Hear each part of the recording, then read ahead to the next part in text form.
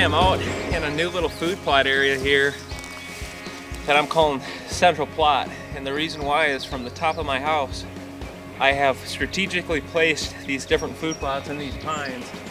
And I've been here working for the last several months, clearing out different sections. And I had one from last year over here, added a new one earlier on this side, then this one's right in the middle of them. So what I'm trying to do is create the ultimate whitetail house and property and give myself all these little hidden secret plots to watch year-round, and I plan on having a different food source in each one of them. The goal is I'll be able to watch 8 to 10 different plots for my house, different types of food, and throughout the year it's going to give me so much information. I'm going to be able to learn so much about preferred food and habits of the deer on my property just by opening this up. Normally I'm just looking at a wall of cedars down through here, so this is so cool. But the reason I'm here today is that beauty of a cedar tree behind me is what I'm gonna call Central Scrape Tree. It's right in the middle of this plot. It's the perfect size where I'm gonna basically strip all the lower limbs off of it, and right where they're gonna wanna be scraping, that's where I'll let the limbs come out again, and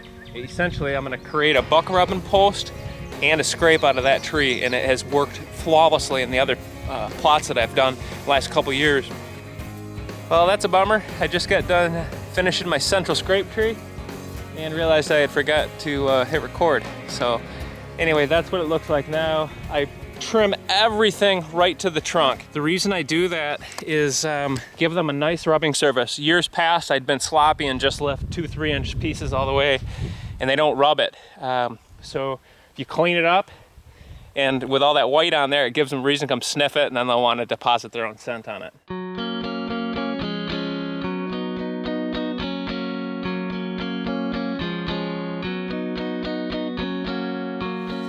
So I am finished cutting out this tree. I'm trying something new. This was just a funky branch that was hanging out. So instead of cutting it off, I elected to leave it. It's got a little bit of a curve. It seems like deer, at least watching Ted Miller's videos and stuff, and from natural observation, they really want to touch that forehead gland to something. So this kind of a little bit of a gnarly end that will most likely hold some scent. They seem to like the scent of pine anyway, so it kind of attracts them. I think that's why they rub on pine so often and cedar, which this is actually cedar. But the number one thing I'm doing is I'm experimenting. I'm going to find out this year what the hot areas are, and who knows, maybe this might turn into a hot feature where they want to come in here just because it's different.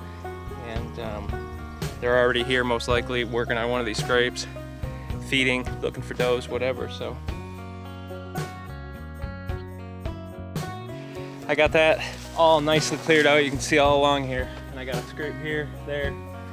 And the one thing I've learned, if anything, cut them high, because it's June 17th. So there's still a month and a half, 2 months of really hard growing yet, at least.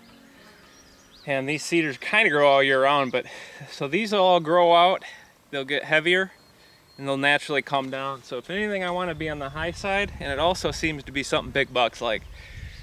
When only a big deer can reach it, it's kind of a, I don't know, a status thing, I think, maybe.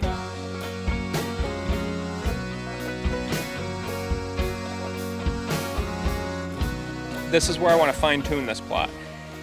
The point of having a kill plot or a small plot is that it doesn't feel so big to them, and they've got cover very nearby them wherever they're feeding. It seems to help get these big bucks visible during daylight. You can catch them in one of these plots, whereas you won't see them in one of your big ag fields. The reason they'll come into this particular spot is because I don't hunt anywhere down here. This is one of my sanctuaries. So how I'm gonna hunt this, I honestly don't even know yet. But what I'm trying to do is create basically a hub, and then somewhere in that central hub, I gotta figure out a way to hunt it. There's just something about creating these little kill zone plots that I just love. What I think I've been pretty good at over the years, and what has led to the death of many big bucks, is my ability to adapt to unique situations. Now I'm actually adapting my property to create these situations, or at least try. If you keep doing the same thing over and over, trust me, the deer will adapt to you. Today I'm out doing a little timber work, and And the piece I'm doing some timber work on is right behind me. There's a point that sticks out, and down below here is a spot that I'm gonna have a food plot come this fall, this late summer. I'll till this all up, put a nice green plot here, and I think my best spot's gonna be right here on this point. But what I'm gonna go in there today and do is I'm gonna go in and take some of the trees down, do some hinge cutting, create some cover in there because it's pretty wide open timber. New farm project for 2016. Here we go. Big part of the reason why I'm cutting this tree right here, this is the little bedding area. And I don't stand a chance getting in here to hunt with it being so wide open right here. You can see right here behind me up into the field, that is going to be cut in a food plot. So later this fall, what I'm trying to do is disrupt the view up here by laying some trees down. It gives me a fighting chance to get into some of these setups. You can't get into a setup safely and quietly without busting everything out. There's no point in hunting it, and then I don't hunt them. But I've got to create some cover up here just to conceal myself come fall.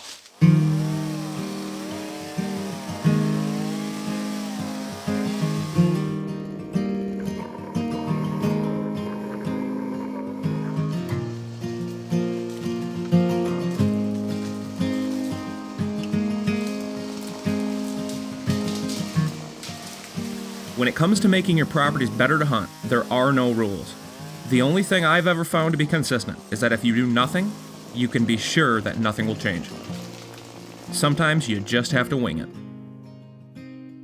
Just drove my wheeler out to the section of timber I started doing TSI work in. This is kind of a knob that comes off the top field here, and this is one of the major travel corridors that I watch deer come and go. I have been for years.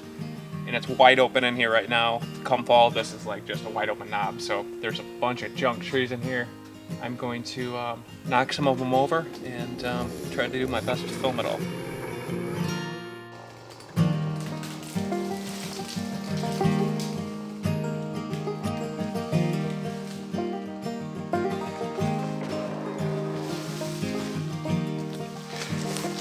All right, man. What I got down here behind me is what I call a feature, where I've got one big tree, took out a couple smaller ones over here. Basically just gives a nice blurry edge here. And if you look at the difference between that right there and that right there, this is all pretty wide open. You can see it right there behind me. That's all that mess right there. It's coming down a steep ridge.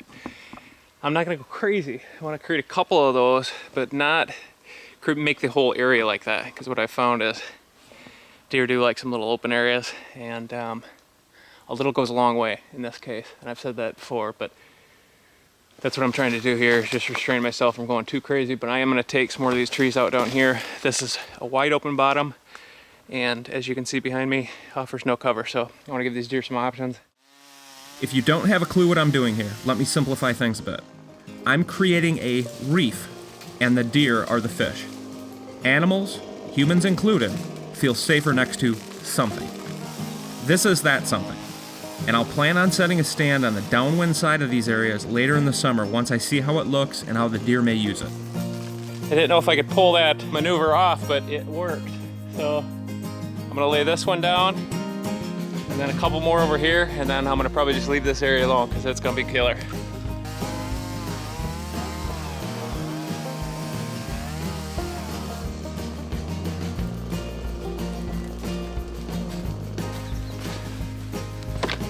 Well, here I am, man. Oh, this is the day I look forward to all year.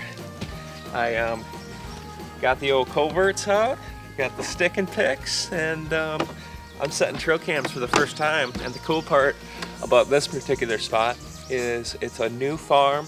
I've been hunting it for several years, but I've been able to secure it and control it so that I don't have to worry about other guys out here like I've had in the past. So it basically allows me to do a lot more out here. But this is one of the spots that I've always wanted to put a trail camera, but you know, I don't know, theft is always on your mind and stuff, so I kind of have avoided some of the easier spots to get to. But This spot many years ago, I got pictures of Slayer and a couple other bucks. They seem to really work this back corner.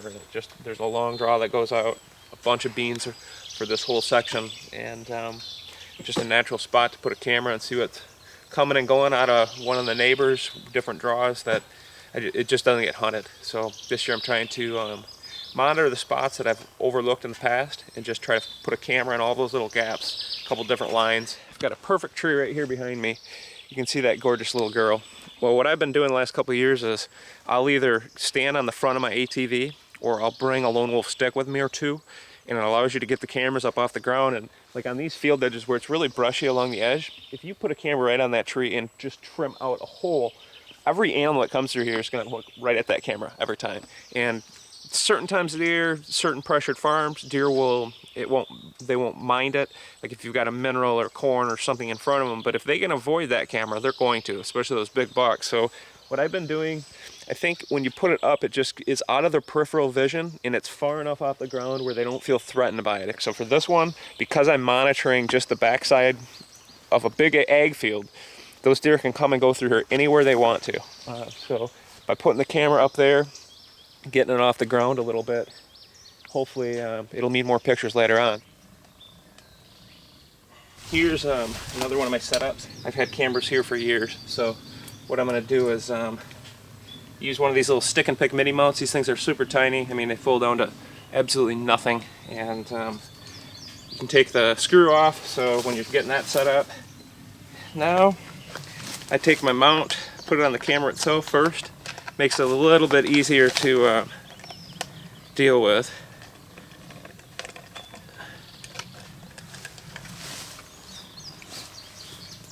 Slide the camera on. That's about it right there, man. It's that fast. Stick and picks. Amazing. This tree's kind of sweet. It has its own ladder system. So I'm gonna go up there, get my stick and pick in the old tree, and have another covert overlooking this killer spot. I'll show you in a minute. The way I positioned it so that from the front here, when deer are looking up there, it is not very visible. It doesn't stick out off the side of the tree. That'll be a killer spot. What makes this so cool is that it's right on the back of a field where the bean field meets the corn, beans, and everything will come right through this little gap. And I've also mowed the back side of this so that as these deer come down through here, they're gonna be popping out right in front of this camera. Turns out, this spot worked like a charm, and I was able to capture a couple really nice bucks working the edge of this corn. This big typical is now on the hit list, and he's named after my second favorite running back of all time, number 34, Sweetness himself, Walter Payton. Thanks for watching this week's White Knuckle Web Show. Let the velvet rut commence.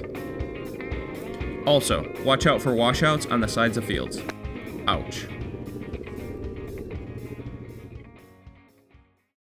Hello, my name is Sam Calora. My wife and I are the owners and operators of Mrs. Dopey's Buck Lure. We're going to talk a little bit about the landmine, how we came up with the landmine, how to use it, what it does for you. This little guy right here is buried in the ground. Take the lid off. We actually have a wick inside this bottle. You pull that wick up out of the ground and walk away and leave it.